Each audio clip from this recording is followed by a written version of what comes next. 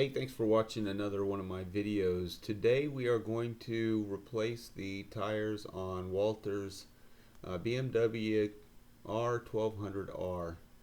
First thing we're going to do is remove the 13 millimeter bolts which are holding on the caliper. So we're just going to remove these bolts, just back them out.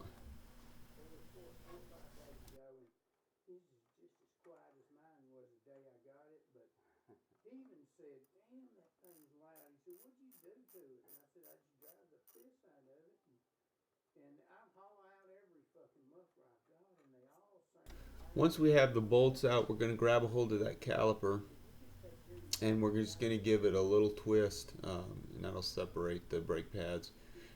Typically what I do, and you don't have to do this, I just do this to protect the ABS sensor, but I'll back out the ABS sensor from the fork.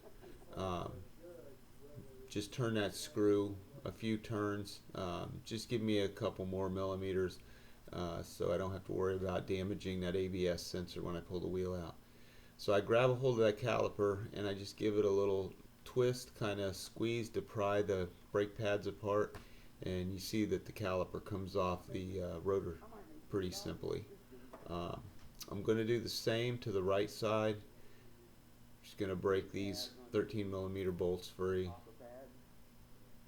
and then just twist them off. I set up an account. Oh.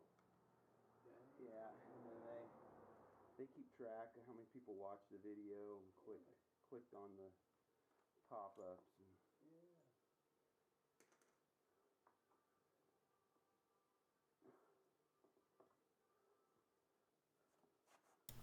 So once I've got those calipers out of the way, I'm going to break free the bolt. This is the axle bolt that holds the axle in. That's a 12 millimeter socket that I got in there. And once I've got that bolt broken free, then I'm going to go ahead and I'm going to loosen the pinch bolts on the bottom of the forks. Always do the pinch bolts last. The pinch bolts will keep your axle from spinning so you can break that 12 millimeter axle bolt free.